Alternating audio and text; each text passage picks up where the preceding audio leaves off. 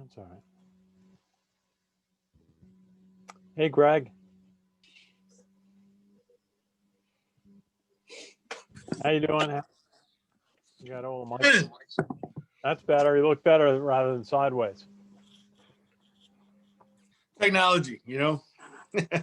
How's everything? Good. Staying busy. What a game, huh?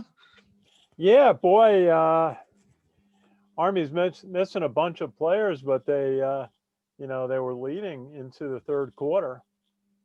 And I don't know, I think they ran out of a little bit of gas. But well, I tell you what, if you look at all three phases of the game, it seemed to me that, you know, we lost the we lost the special teams battle. I think I think we had enough victories on turnovers. I think the offense and defense were doing what they were supposed to do. But in the end, I think it was special teams, you know, where it really came down. You know, I mean, if you think about it, I mean, they had a punt, they pinned us down inside the 10. We had they had that onside kick that they surprised us with. Yeah. And obviously the missed field goal. So, I mean, it's I think if you were just to do the analysis on special teams, I think that, you know, there's a big swing right there. Okay. We're getting the group warming up. Sam Houston down in Alabama. Good to see Sal Interdonato here. Sal, how are you? Sal.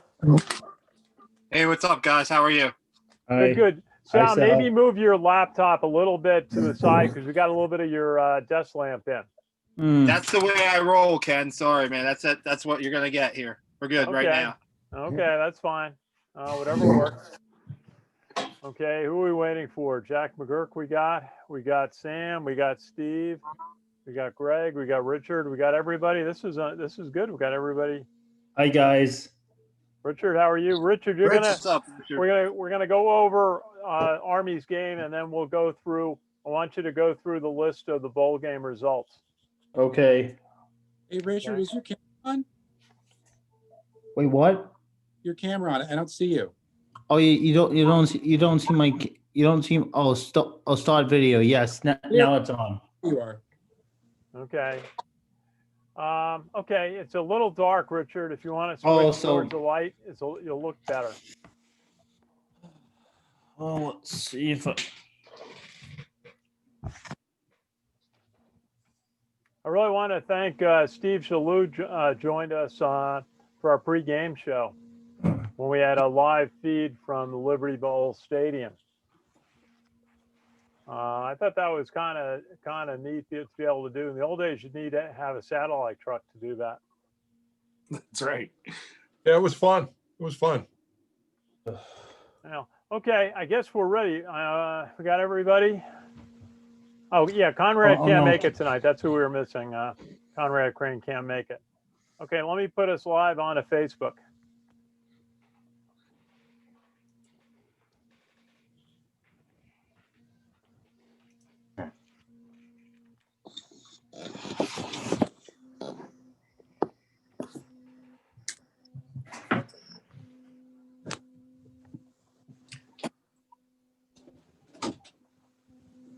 Hi, Sam. Howdy. How's it going, Richard? Happy New Year. Happy New Year to you too. Happy New Year, everyone. Happy New Year, Rich. Sam. Yes, Happy New Year to everybody. Hope everyone had a wonderful and obviously you were safe holiday season. Yes. Don't make this easy. Okay, now we got it. Now we're on the right page. Okay, we'll start in a second.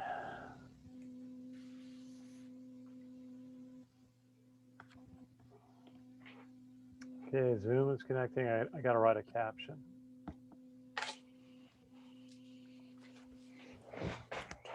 Okay.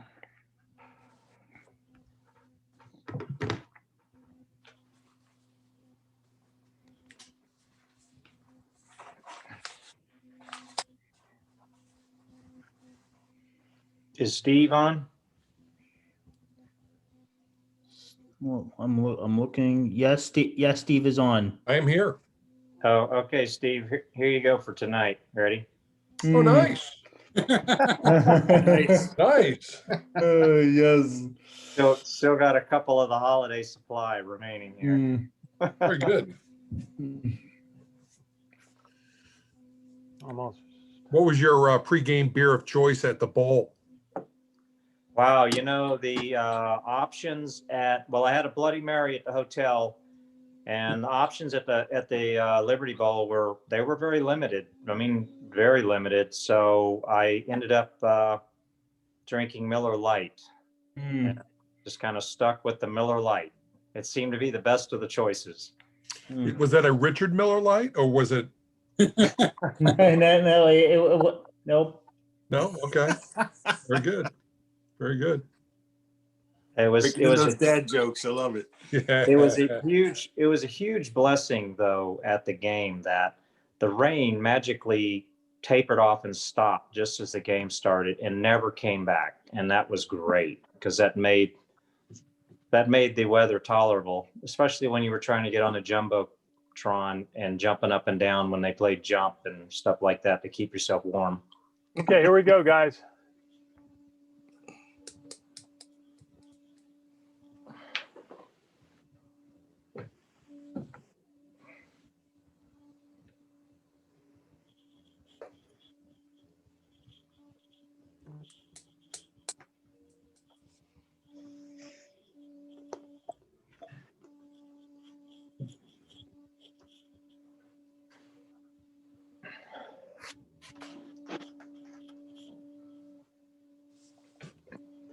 And it's Ken Kreitzer for Sons of the American Legion Radio. Tonight, our Army football huddle. We're going to talk about Army's game in the Liberty Bowl, a 24-21 loss to West Virginia. Talk a little bit about the other bowl games and do a little bit of a forecast on the off season and next year. Now, let me welcome in our participants today. We have Sam Houston calling in from the Beat Navy studio in Huntsville, Alabama, class of '87. Sam, how are you? I'm great, Ken. Happy New Year to everyone. Already looking forward to another great season of Army football. Okay. And we've got from Philadelphia area, we've got Steve Chalu. Steve, a member of the West Point class of '92, former Army offensive lineman. Steve, how are you? I'm doing fantastic, Ken. Happy New Year to all. Happy New Year to you. And from calling in from Cornwall, New York, just north of West Point, we've got Greg Mogaviro, who is from the West Point class of '91, also a former Army football player, defensive lineman. Greg, how are you? Doing super, Ken. What a great game that was, and excited to see these guys in the next year. Okay. And from our Sons of the American Legion team, we've got Jack McGurk calling in from Pelham. Helped me with our WVOX show today. How you doing, Ken? Happy New Year. Happy New Year to you. And calling in from West Palm Beach, Florida, our producer, director, Richard Miller. Richard, how are you? Very well, Ken. Happy New Year. Thank you. And a special guest today I've been trying to get on for a while. We have got who I consider the dean of Army football reporters, taught me a lot over the years. In fact, got me into doing video when he was interviewing Trent Steelman one day. And that is Sal Interdonato, who's now with Black Knight Nation. How are you, Sal? I'm great, Ken. I appreciate you having me on tonight. Good to see you, Sal. Let's start. Since you're the special guest, just give us a little 30-second rundown on what you saw happen down in Memphis on Thursday. Man, I thought that the Black Knights were going to pull it out. I really did. You know, you look at what they did to start the second half. That was your prototypical Army drive. They took off more than half of the third quarter's time. They got that touchdown that they needed to go up 2 scores. And I think that, you know, we talked about this on our post-game podcast with Kevin Gleason, another former Army beat writer.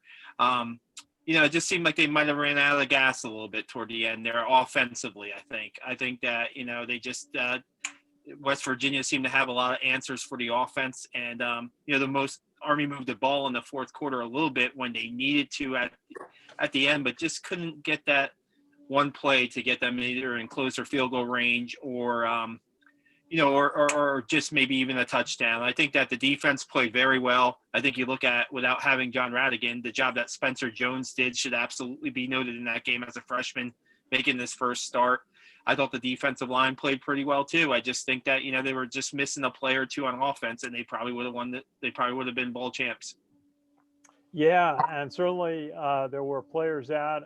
You pointed out, you sent out a tweet with a number of the players who were out, with the starting center being out, and the starting fullback being out, Jacoby Buchanan, and then the right tackle, Luke McCleary, was out.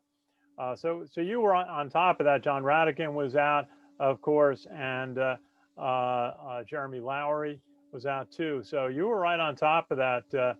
Army was missing 7 or 8 starters.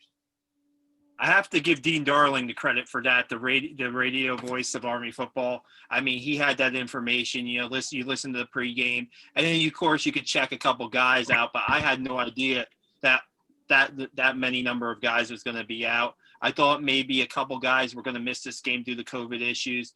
And, the speculation that was anything but COVID or injury-related issues, I think is crazy. I think that, look at the guys who missed the Air Force game. They had a handful of guys that missed the Air Force game due to COVID-related issues and contact tracing. So it hit in some important parts. Yes, it did. I mean, losing Radigan was a big blow, and losing Buchanan was a big blow. I think the biggest blow was Terrell Robinson. I think that in a game like that, when West Virginia's putting 8 or 9 man in the box, you needed to get the outside game going.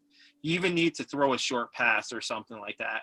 And Robinson has some game-breaking ability and can get some chunk plays, and they didn't have any chunk plays. The longest run for Army was 13 yards in the game by Christian Anderson on the last drive. To me, that's not really, you want to grind it out, but again, in a game like that, they really needed a big play, and they got a pass to Chris Cameron by Christian Anderson. Okay. Christian Anderson was involved in the 2 longest plays, and then he got pulled on that drive, which I'm not a coach, so I mean, as an armchair quarterback, I don't know why Christian Anderson was pulled from that drive after completing a pass and moving the ball in the right direction. But is it my place to make? I don't make those calls, so that's how I look at that situation.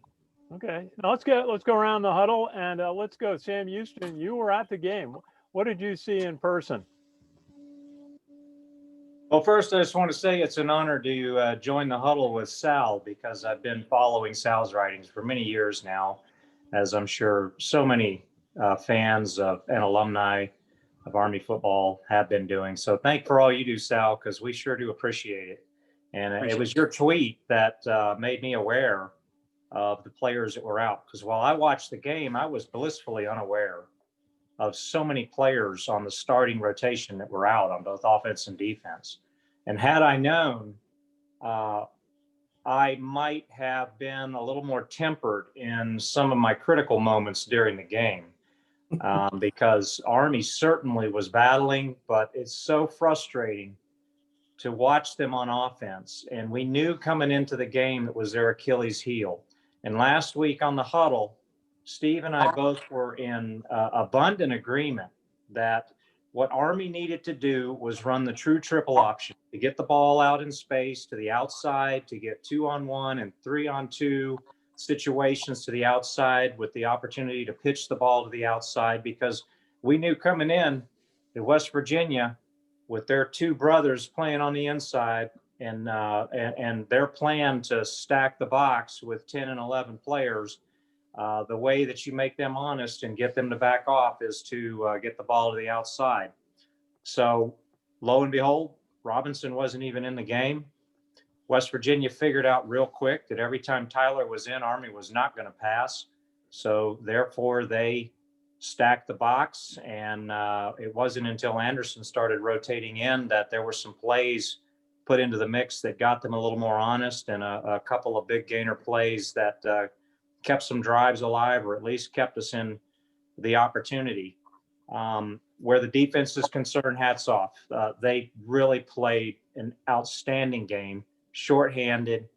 I got to say, though, and maybe some others who are at the game can either back me up or just call me out here, but I know that the refs sometimes like to just let the players play, but you only let the players play to the point where there really is a penalty. And there were several plays, especially on West Virginia's last scoring drive, where there was blatant holding going on for the West Virginia offensive line on the Army defenders who were on the quarterback. I'm talking everything from jerseys getting pulled to people getting tackled to arms around necks and arm bars right in front of the back judge and nothing getting called. And this is one of my only critical comments about the game itself, is that if you're going to officiate, you got to officiate the game according to the rules, and not come out later and say we were just wanting to let the guys play it out. But hey, Okay. I had a lot of criticism on certain items of the game coming out, but as I learned about the people who were missing, that is all tempered, and I replace it with nothing but praise for the team, praise for the players who stepped up as the next man up. And not to mention, there were a couple of assistant coaches who were out, including Brent Davis. So it's really an amazing performance by the team that they were able to hang. And in my opinion, West Virginia beat the equivalent of the Army prep team. So good job, guys. Great season. Wish you'd have won. My only question, just as Sal said, I'm not a coach, but I can still ask the question, Coach, why? Why did you take Christian Anderson out on that 3rd and 3? We just want to know that. That's the question that's circulating around the Army football nation these days. Well, that is a good question. Coach Munkin in the postgame discussed that if he had it to do over, he would have gone for it on the 4th and 3, the next play, instead of going for the field goal. And but that's hindsight, and you have to make a decision in that situation. And Quinn Moretzky had been very accurate, in the Navy and the Air Force games with key kicks. Okay, let's go to Greg Mogaviro from Cornwall, New York, class of '91. Let's hear about the defense. Absolutely. And well, I definitely want to kind of comment on Sal's point about, West Virginia, or I guess that was Sam talking about West Virginia played against Army prep. I guess, certainly we were going into that game handicapped when you looked at the number of starters, that we did not have in there. But I'm telling you what, I really think that the guys that did step in there, they stepped up. They stepped up their game big time. I was a little concerned, that they were going to be manhandled a little bit more than they were. And especially on the defensive side of the ball, even watching some of the football smarts that were happening on the defensive line, whether it was, keeping contained, keeping that thing, keeping the quarterback, in the middle, keeping him kind of bunched up so that way we actually got some really good play out of some cornerback, blitzes coming in there on the sides a couple times. And the persistence, they kept going on those plays until the whistle blew. We got a turnover that could have been a scoop touchdown, had we, had it bounced the right way. And I give that one all to persistence and, pushing, that line, no matter how much they were outweighed or how long the play was going on. So I was pretty impressed, and I guess I'm pretty encouraged, by where this sits us for next year, kind of moving forward. I mean, I'm looking at some of the game notes, and some of the leading stats, the highest ranking person, making leading stats was like a junior. I mean, it was all sophomores and juniors making all the leading stats. So I'm pretty encouraged by that. And in the end, I think that it really turned into it was really the battle of special teams. I think that phase of the game is really, the difference maker for that whole game. I mean, if you think about the onside kick, that we had, when in the second half, if you look at the, they actually missed a field goal as well. Obviously, we missed a field goal, our only one, but then they made their second one. And they had a couple, they had a punt. I know that they pinned us way back, below the 10, so I think that all things being equal, I mean, I think that special teams really, I think, was the big difference maker in this game. Yeah. So proud of the guys, and I thought the defense was stout, and the backfield was certainly flying around with the front. The front three, we're really keeping everything, up front and inside. So, my hat's off to them. Okay. Now let's hear from Steve Chalu.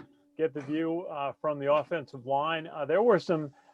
They really had a makeshift, that offensive line, putting Noah Knapp in for Connor Bishop at center, and they were down. They had to move the tackles around. Tell us what they did and how it worked out from your perspective, Steve. Yeah, I think that they did they had a really active front 3 or 4, and Army.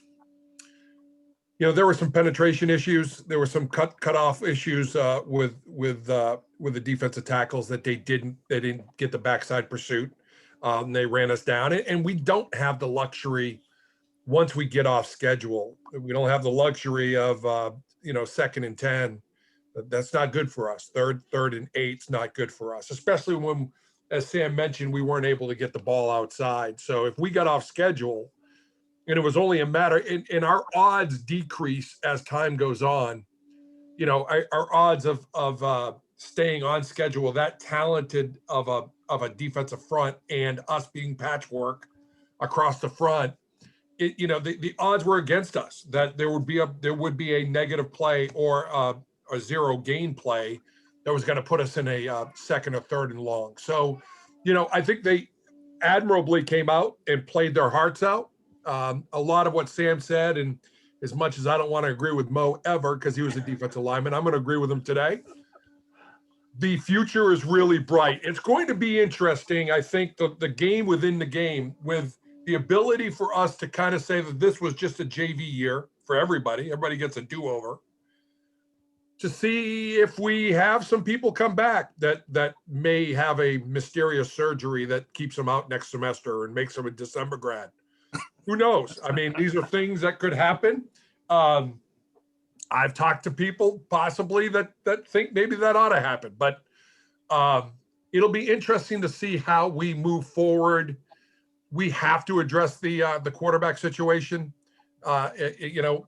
Next year, is it Laws? What does it look like? Is it going to be someone else? I'm going to make it my life's work over the wintertime to put on a Sherlock Holmes hat and find out what happened to a guy from Tennessee at quarterback, see where he was, Hey, Ballard. I kept thinking he might be put in the game, get some instant aerial offense involved, but no sign of him playing in his home state. Yeah, I got to find out if he's in witness protection, what's going on with that. So we got to figure all this out.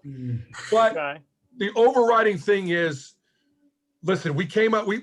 You can gain a lesson out of everything you do. The lesson out of this one is next man up. We've heard that before, but they could stay with a Big 12 team with that many people out and took them to the wire, and people stepped up, and their level of maturity coming into this year. I mean, the middle linebacker is bright for us. It really is. If you think about all the things that we have and people being passed away, it used to be, and I shared that story about what Coach said about having a defensive back go down back when he first started coaching. He was going to put an orange cone out there because he didn't have anybody. We can go deeper and deeper and deeper. So the recruiting is working. The story is there. We're showing well on the national stage. It's been a Cinderella season. All positives. I'm excited about the offseason, and we'll see. We'll get COVID behind us, hopefully, and next year we'll all be toasting on the Hudson, and we'll be doing this, sort of like a makeshift game day, ESPN game day. We'll be doing it in A-Lot, and we'll be going live from there, and we'll be drinking beer with Sam. Well, we figured out how to do that from the press box. Now we as we did down Liberty Bowl. Jack McGurk, what were your thoughts on the game? Well, it was a close game. It came down to that field goal near the end of the game. Unfortunately, went wide, missed that one. And Army had a great game despite missing all those starters. Great to see Tahir Tyler. After that hit he took in the Air Force game, that was kind of scary, but great to see him. Had a great game. I think led the team in rushing, had a couple touchdowns. Christian Anderson with his passes was great. But that West Virginia defense was stacking the box every time that Army tried to run the ball right up the middle. West Virginia was ready. Particularly had those two brothers that Sam was talking about, who I remember they mentioned during the game that their father also was a lineman at West Virginia. Son of an NFL player. Yeah, the Stills brothers, NFL caliber players. Yeah, and their dad went on to play in the NFL for a number of years. These guys could end up in the NFL too. That was another thing that kind of struck me, is that you have all these guys are playing the seniors in their last game, and there could be seniors at Virginia going on the NFL, and then seniors at Army who are going to be serving their country pretty soon. And there's a stat I saw that was pretty interesting about Army, is the senior class. They are the winningest class in Army football history. 35 won 35 games, 3 commander-in-chief trophies, and 2 bowl games. So a hell of a class, senior class for Army there. It sure is. Now, Sal, tell us a little bit about, one of the things that when I checked the NCAA stat lines on defense the other day after the game, Army is rated the #1 defense in the country in terms of the least yards given up. It was in the 270s, I believe. Why do you think Army's defense, what was the Nate Woody effect on this defense from your perspective?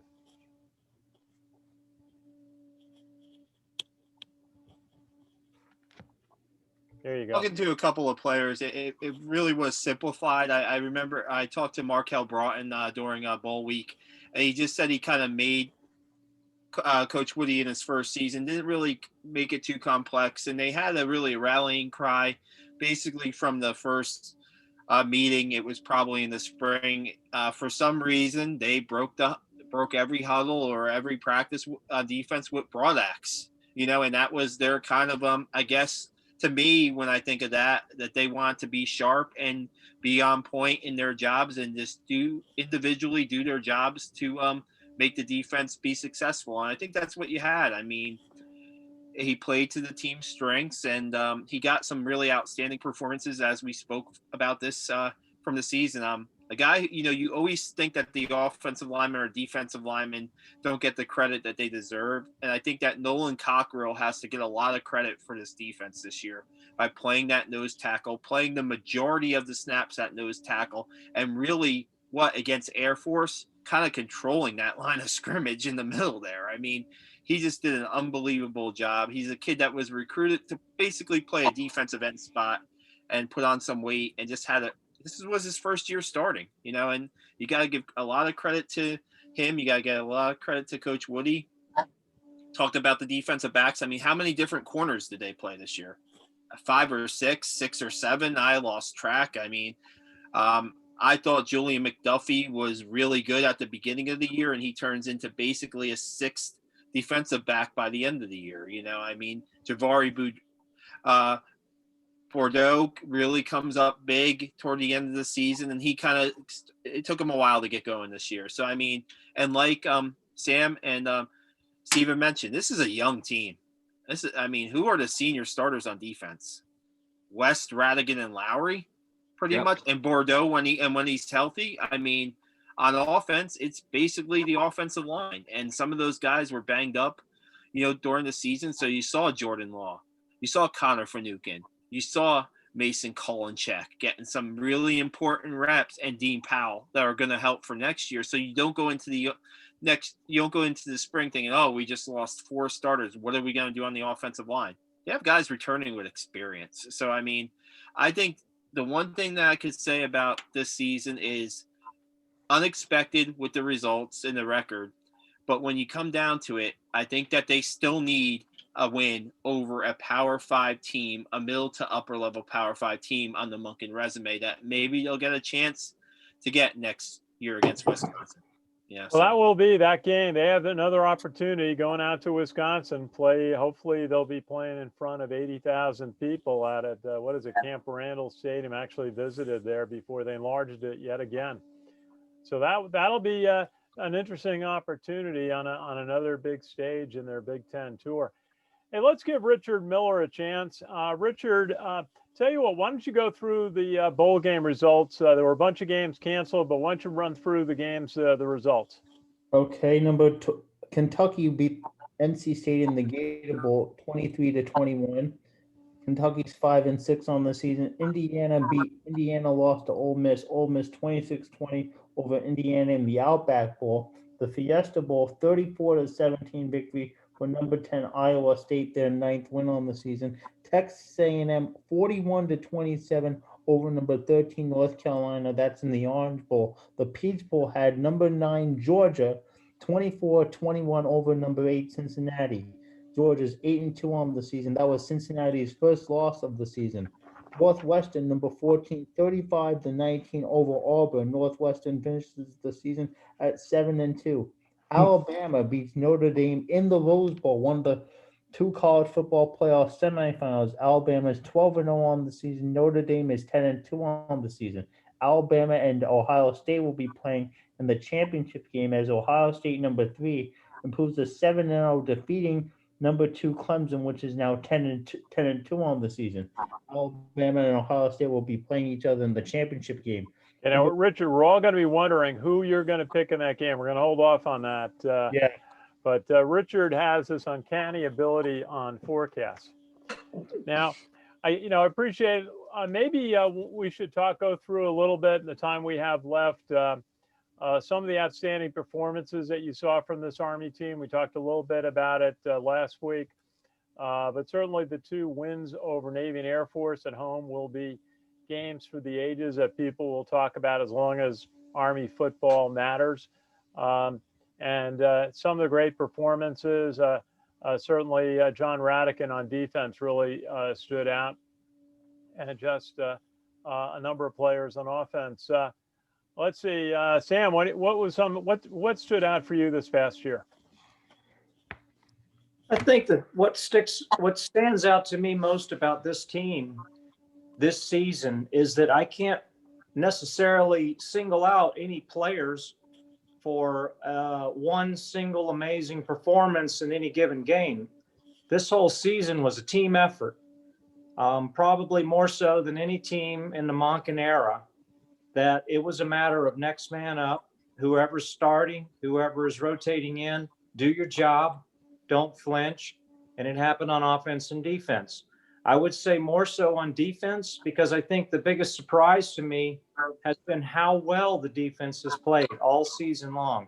We talked about it last week. This defense has had us in every single game. Every single game, the defense has had us in position to be able to win the game by just playing lights out at times, bend but don't break when they needed to, and giving the offense opportunities with turnovers.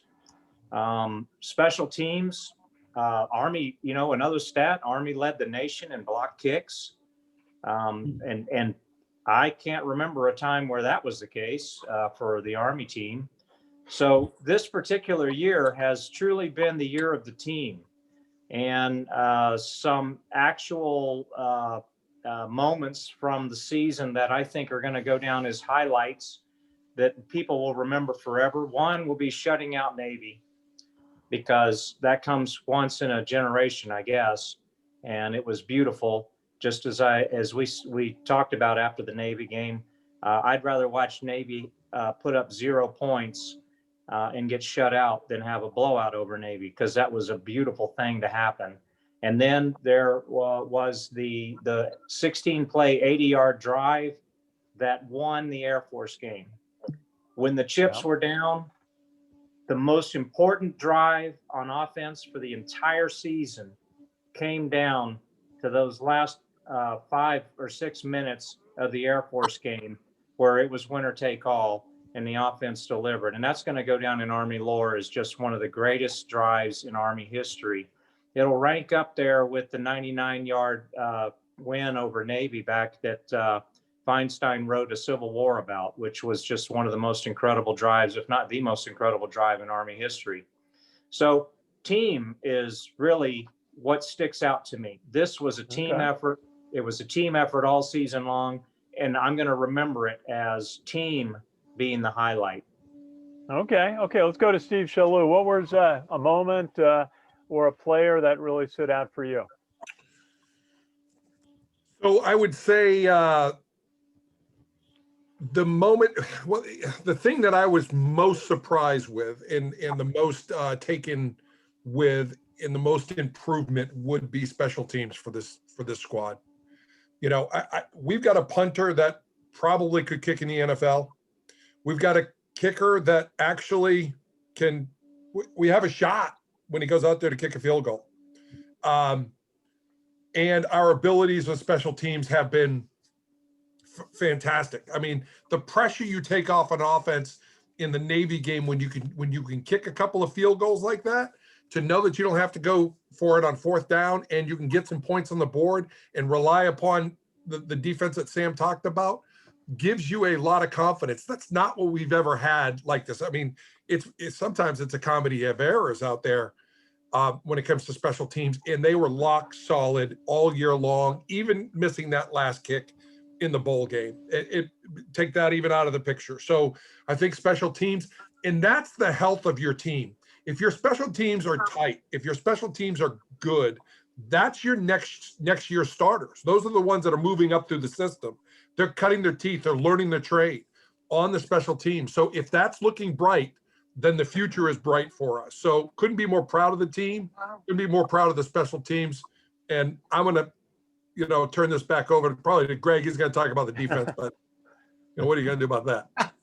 Okay, well that's always quite an introduction. Greg Mogaviro, what do you see? What did you see on defense? I really agree with everything that I've heard so far. When you brought this point up, the things I wrote down were defense and brotherhood. From the defensive standpoint, I mean, when we were going into this year, I was a little nervous. I was a little worried about what we were going to see on defense, and what Woody has brought in, and coupled with the culture that I've seen between him and Coach Tank, and kind of how they've worked together. The defense has really been flying around. It's everybody, knowing their role and not letting anybody else down.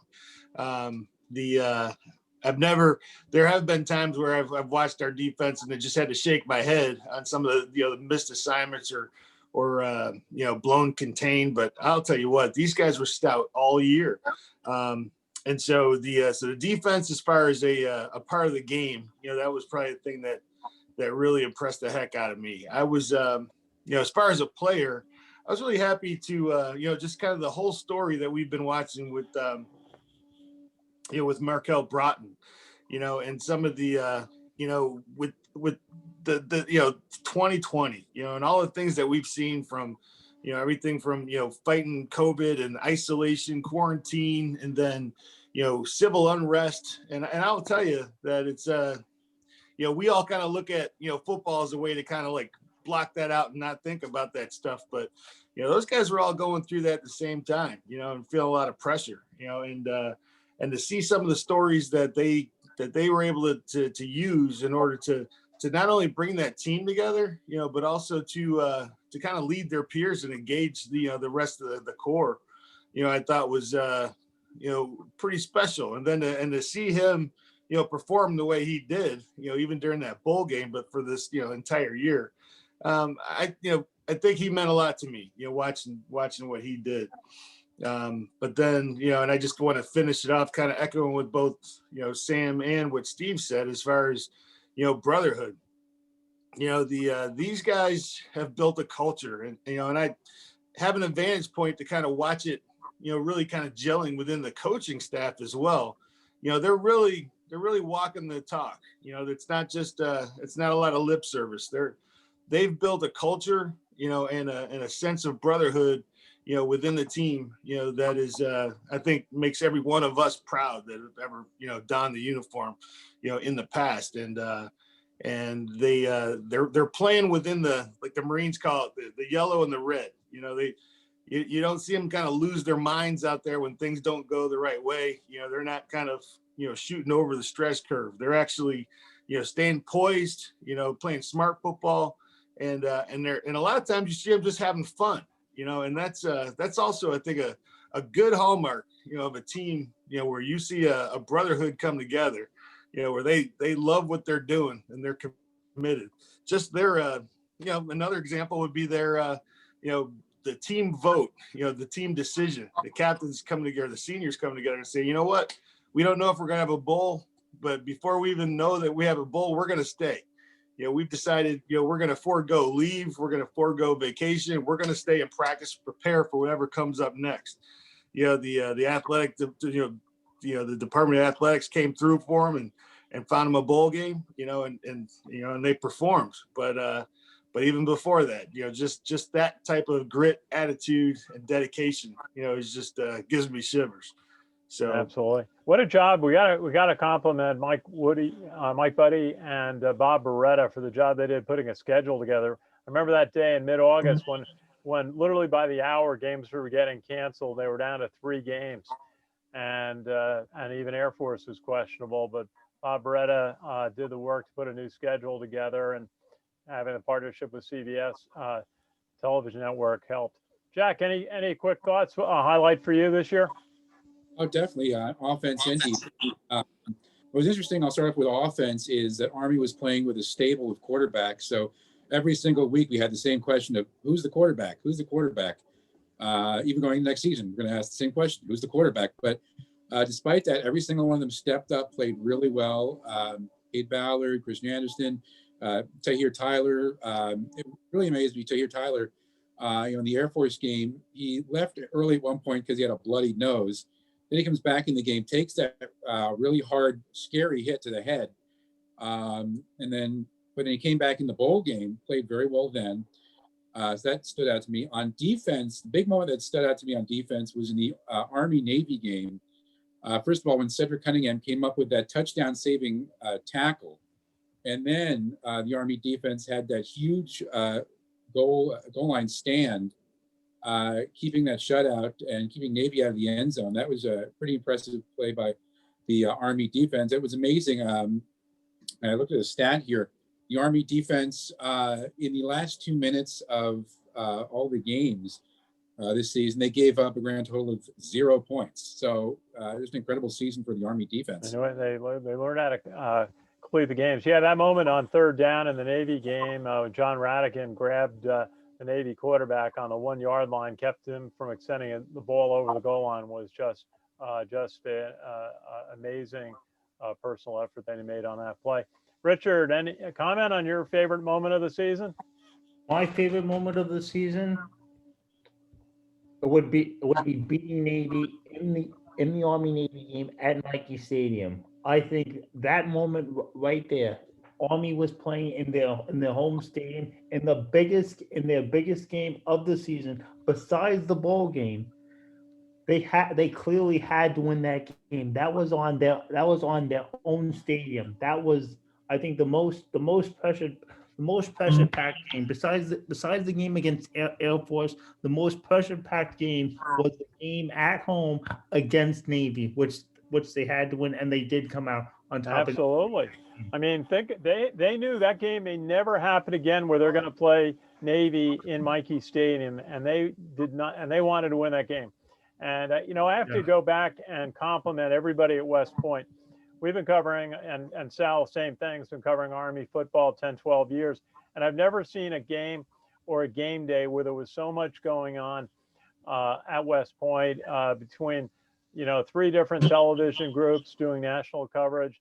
You had the president there. You had 4,000 midshipmen, unprecedented, arriving.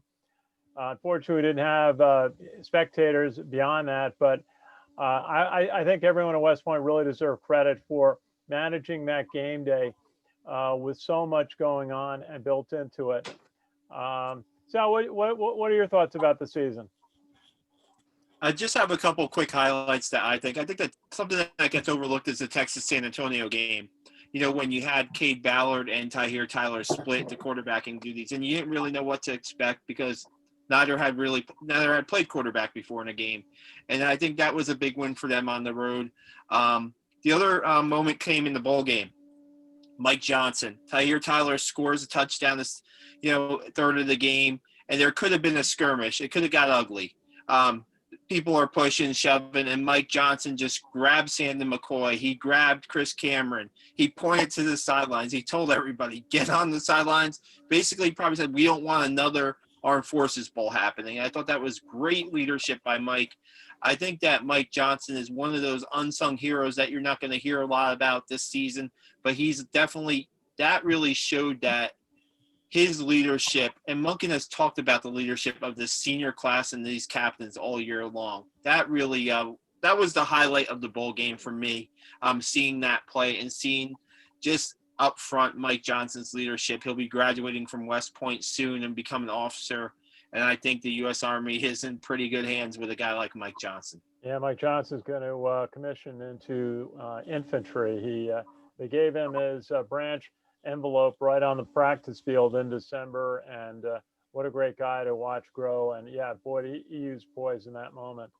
Sal, I got to ask you, you broke a little story and yesterday that Brett Toth played right tackle for the Philadelphia Eagles in their game against Washington.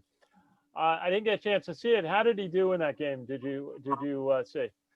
Well, last night I had a podcast with Tony Coaxum, former Army football player, former Army assistant who recruited Brett to West Point. And he mentioned on the podcast that Brett, when you go up against an NFL front, defensive front, you're going to have your good plays and you're going to have your bad plays, especially in your first start. And when you're going up against a Washington Football Club, when you're going up against their defensive line that has the talents of Chase Young on it, it could be a long day. I saw times where he held in there pretty good. I saw times where, yes, he was just a step off and the defensive lineman got past him. But, the Eagles were in that game until they decided to do what they did with Jalen Hurts and bring in the backup quarterback. So I think, it's definitely a step forward for Brett. I think it's something that he's been now in the league for 2 years. Yes, he got some snaps against the Ravens earlier this season when some injuries came over. And yes, he got this opportunity because the Eagles offensive line was beat up. But, I think it's a good starting block for him. And hopefully he'll get another chance to make another start in the NFL. I think he will. I think he's got the size. I think he's got the smarts. I think he just needs those game reps, and once he gets those game reps, I think he'll be pretty solid. I mean, you look at Ollie Villanueva for the Steelers. I mean, that didn't come easy to Ollie right away in the NFL. He didn't just walk on the field and become an instant success. He had to work at it. And I think that Brett will do the work, and hopefully he'll follow the same path as Ollie. Steve Chalu, what was your thought on how Brett Toth is doing and progressing in the NFL and this opportunity? I mean, it's obviously awesome that he's getting reps this quickly since, being on the practice squad. He was dinged up a little bit at Arizona, got released. He got gobbled back up at Philly. And I have the ability to, and I wish I could go to more Eagles games. The company I work for actually has a suite at the stadium, and I would love to spend more time watching him. But he probably didn't sleep very well last night, having those defensive ends and having Chase come off the corner, and those were some pretty quick players. And just keep in mind, he probably got more pass blocking reps last night than he did entire Army football career in total. So that was a master's class right there in and of itself. But he's always had pretty quick feet, and he'll do well. He'll put on a little bit more bulk, and he'll get NFLized, get some time on tape, and tackles are needed all the time. And it was interesting. When's the last time we've had two Army football players mentioned by an announcer in the same primetime game? I don't think that's ever happened. We had two last night. The other one was a penalty. So, but he still got his call with Okay, got a holding call in there somewhere. Yeah, it was a little block. Yeah, Hey. it was something illegal. Well, But it's great to see. I'll never forget that block yet in the Armed Forces Bowl game against San Diego State on the 2-point conversion when he wiped out that defensive end and linebacker, and Army was able to get the 2-point conversion and win that game. Sal, how has Elijah Riley been doing for the Eagles? I know we got the one game where he started and they had him on all the special teams. Any update on how he's doing? Yeah, I mean that's an area that the Eagles were banged up on. I thought toward the end of the season you might see him get some reps, defensive reps, not just special teams reps. It didn't happen, but I mean it's a first year. He was a free agent. I think that he did get a couple snaps, maybe a handful of snaps in the game earlier this season. I mean, he's a guy, Elijah. When you saw him take the field, right, he was the guy, I believe, if you could, maybe I'm wrong, that replaced Brandon Jackson as a starter, right? And when he went in there from the freshman year on, you thought, this is a guy that has a future in the NFL. It doesn't happen right away for some of the guys. I still think that he can be a good NFL player, no doubt. I think he has I just think just the way he's built, I think his his skill set is good enough to play on Sundays, and I think that he'll be getting his chance. I mean, I think next year will be another chance to grow and learn. And I expect him to be in a secondary down the road and get some playing time, maybe as a nickel to start, and then maybe grow into being a safety. Well, wow, we all remember that play he made on the 4th down at the end of the Miami of Ohio game at Michie Stadium when this crazy play, they thought they had the quarterback tackle and he pitches out and running back's running towards the goal line for, what was that, a 2-point conversion? And it was either going to win or lose whether that guy crossed the line or not. And Elijah came across the field and helped tackle the guy right down on the 1-yard line. And he just came out of nowhere to help finish that play. Always remember that. I was standing right behind the end zone for that. Okay, let's finish up. This has been great. Probably our last huddle of the year. Look forward to doing it again next year. With any year, there'll be changes. Certainly, West Point loses seniors. And Sam Houston, what do you think the team will look like next year? Well, first, we've got to address what the team needs to focus on, and that is they got to determine who the quarterback's going to be. I really think we're going to learn a lot about the team come spring practice because in years past under Monken, the offense has been actually part of the defense by being able to grind up significant chunks of clock and time of possession, having a starting quarterback that was defined like Ahmad Bradshaw or Kelvin Hopkins, and knowing late in the game that there was not going to be a platoon of quarterbacks going back and forth, and you had confidence in the huddle that the quarterback that was playing was going to be able to generate that game-winning drive. And there are countless examples with both Ahmad Bradshaw and Kelvin Hopkins to show what I'm talking about. Army had a couple of those drives this year. I mentioned one of them in the Air Force game, which will be remembered by Christian Anderson. But moving forward, the offense of the team was the one area that the performance started to diminish as the year went on. And what they produced became less. And going into the bowl game, the starters who were out notwithstanding, they just were not producing the type of yardage, the type of explosive plays that a true triple option should be creating. And it comes down to whether or not you have a quarterback that you are confident in being able to run the full arsenal of what a triple option football team really is. And that being said, there's going to be a real trial by fire come spring ball and then later in the summer to determine who that quarterback is going to be. I'm not going to speculate on who it's going to be, but somebody has got to rise to the top and be the number one quarterback and to be able to confidently guide the offense through the entire repertoire of what a triple option can really produce.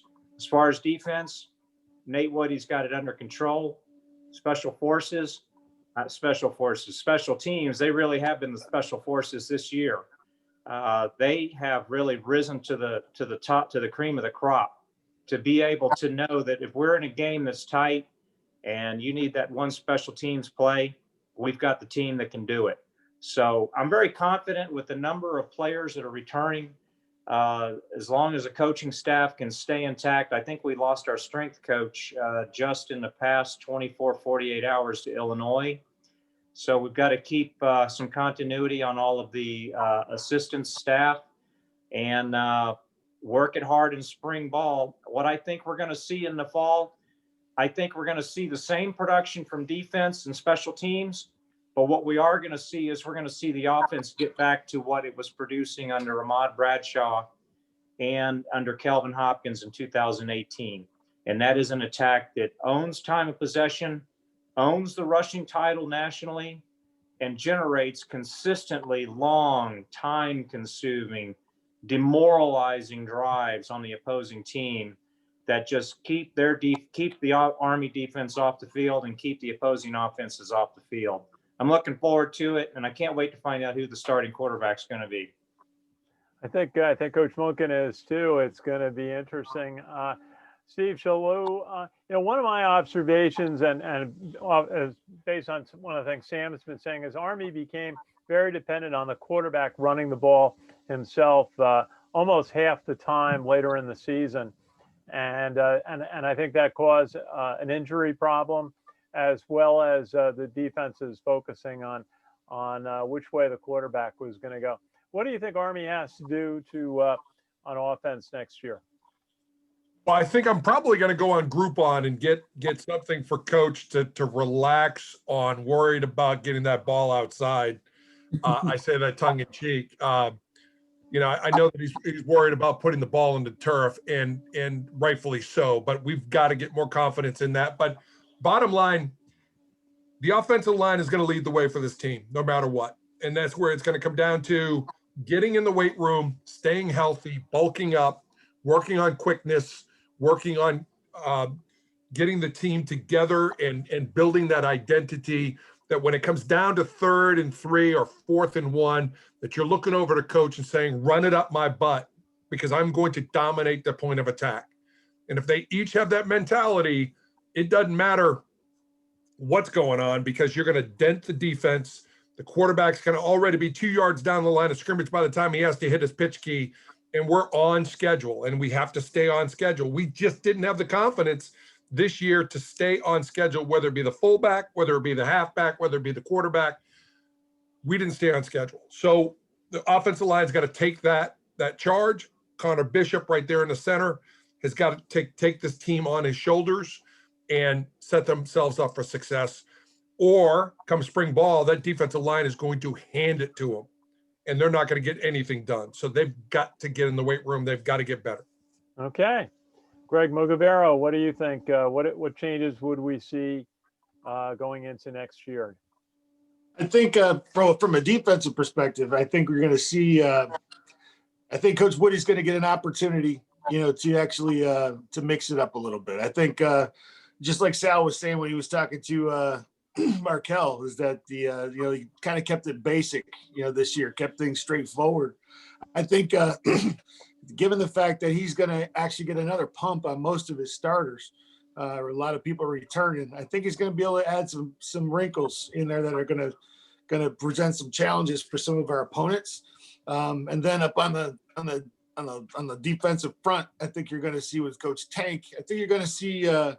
I think they're stout, and I think they're doing what they're supposed to do as far as their assignment football and keeping all the action inside, and then so that the linebackers that have been killing it this year can continue to do that. But I'd really like to see a little bit more aggressiveness, at least on the sides, coming around those ends. But yeah, obviously not at the expense of losing the line of scrimmage. So I'm excited to see some stunting, and maybe some different packages coming out on the defensive end. But I think we're actually gonna see the defense go up a notch. I definitely don't see it going down. Very good, very good. Now let's let our special guest tonight, Sal Donato from Black Knight Nation. Really, and Sal, I truly believe you're the dean of reporters covering Army football. How many years have you been doing it now? 2007. full time, 2007. Yeah. And it's been a Yeah. it's been a while. Well, Good what ride. do you, no, but you're the best. What do you see happening with Army football between now, spring practice, and then training in next August? Yeah, pretty much. Sam made a great point. Who's going to quarterback this team? They got to find that out. I think, like we talked about the offensive line, I think they're fine there. I really think that it seems like the offense is going to remain the same pretty much. And I don't know if I really think that sometimes you need to open up that playbook a little bit more. Why do you have a guy like Terrell Robinson if you're not going to use him to his full potential? That's the way I look at it. Why do you have a guy like Isaiah Elston once he's healthy? Why are you not throwing him the football every once in a while? Keeping the defenses honest. I think, we'll see what they do with offense. I think it's going to probably remain the same. I think you're going to see Anthony Atkins really blossom next year.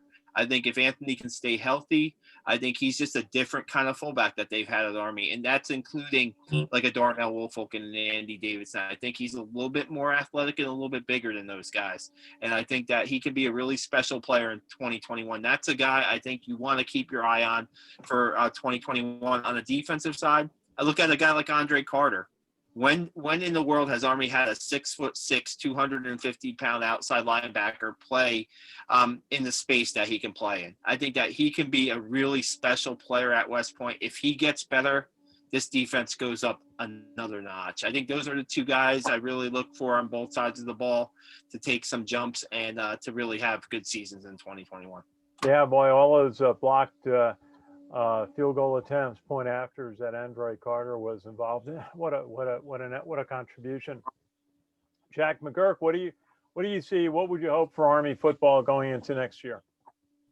Well, as they just alluded to, the big question is who's the quarterback. So we need to figure that out. As Steve was saying, you need to build that offensive line to build up the triple option run game and also protect the quarterback. What would be interesting to see is if maybe there'll be a little bit more passing from Christian Anderson, and that'd be interesting. And also want to keep the coaching consistent. We've heard all these rumors we talked about earlier in the season, these kind of rumors and stories swirling around about other schools who seem to be interested in Coach Monken. So hopefully he'll be sticking around for a while. Absolutely. Yeah. Well, I think I would just add to it. I think Army's got to find a way to keep their quarterback healthy. They've had a lot of injured quarterbacks this year, and I think part of it's a factor that they asked the quarterback to run the ball such a high percentage of the plays, because basically when in doubt, run the quarterback, run him left, run him right. He's going to hold on to the ball. And, Tyree Tyler, they really had a good running quarterback. Jamel Jones earlier in the season, also very effective. So we'll see who emerges, and we'll see what the situation is with Jabari Laws, who played so well a year ago and then was injured, never fully recovered this year. They decided to hold him out. Hopefully, I guess, gets another year to play. And but they feel that he may be the most multidimensional quarterback of the group. We hope that he is healthy for spring practice. Any final thoughts? I would say if Army wants to reduce the number of injuries that they have at quarterback, they probably need to find a quarterback who's built more like Ahmad Bradshaw to run an offense where you're running the ball 90% of the time, because as good of a runner as Tyler is, when you're 5'8" and 165 pounds and you're playing FBS football, you take a lot of hits, you're going to get hurt. And I think Tyler was originally playing A-back at the beginning of this season. So what I would love to see is for Tyler to go back to A-back starting next year, so that you have his speed and Robinson's speed at the A-backs, and you've got somebody like Cade Ballard running a true triple option. So that's my last thoughts. Okay. And, one other thing. In the bowl season, I looked at every team's record, and I'm going to tell you something. I kept saying, which one of these teams has 9 wins? Army does, not many others. Way to go, Army. Absolutely. It's a very memorable season with the Commander-in-Chief Trophy championship, hopefully a visit to the White House next spring as the reward on that, and a very tough schedule coming up next year, including a visit to Wisconsin at the end of September. Hey, I just always want to recognize the people we represent in the Sons of the American Legion, the 2 million veterans of the American Legion, and also our 350,000 members of the Sons of the American Legion serving America's veterans. We're very proud to represent both groups in all that we do. Now, let me thank our huddle today. We had calling in from Huntsville, Alabama, Colonel Sam Houston from the class of '87. Calling in from the Philadelphia area, Steve Chalu from the class of '92. And calling in from Cornwall, New York, Greg Mogaviro from the class of '91. And our special guest, Sal Interdonato from Black Knight Nation, and from our Sons of the American Legion team from our WVOX Monday 2:30 show, Jack McGurk, and our producer, director, and inspiration for this program. He called me up in the summer and said, Ken, we need to do a show, and help me put this format together, and that is Richard Miller. Richard, last thought on what you enjoyed about doing this program this year. What I enjoyed about doing the program the most, Ken, was meeting more of your fellow colleagues and getting to know them. Absolutely, and we, Richard was an intern of ours at WVOX, helped us at a couple of West Point games before he moved to Florida, and so glad that we're able to have his contribution in our show. And I just want to do another special thank you to Sal Interdonato for joining us today. We really respect your work, and really, you're very well respected in the West Point alumni community and how you report about Army football. Thanks, Sal. Ken, thanks for having me on. It was a great time. Okay, we'll do it again near future. And so that wraps up this Army Huddle by Sons of the American Legion Radio. Look forward to doing this again next year. Maybe we can do one during spring practice. So from White Plains, New York, my home office, this is Ken Kreitzer for Sons of the American Legion Radio. Roger that.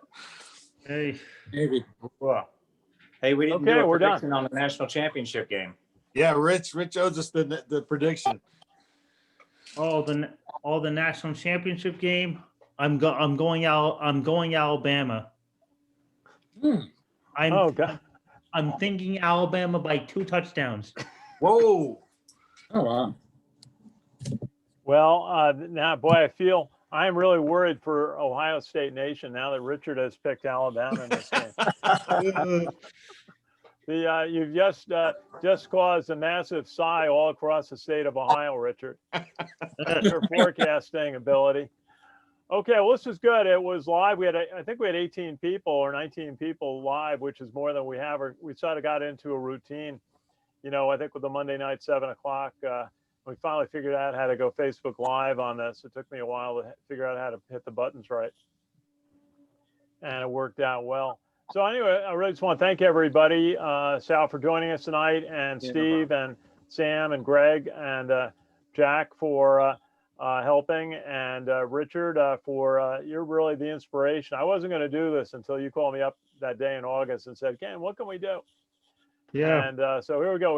We did about 12, 13 sessions. They're all up on YouTube. And so hopefully look forward to doing it again next year. So Yes. Anyway, thanks everybody. No problem. Hey, I just wanted to give Sam a shout out on that Tank Wright. I didn't see that. I've been busy with Verizon all day long, but yeah, it looks like Army's looking for a new defensive line coach, right? What? Yeah, Okay. yeah. Steve, are you still on? I am. Yeah, Sal was mentioning that he complimented that you had the story about the defensive line coach leaving. Oh, Sam would Yep. Or Sam Sam mentioned, had it, okay. Yeah, I thought it yeah, was a Sam strength coach. mentioned yeah. I didn't see that. I think it was the backup strength coach has gone to Illinois.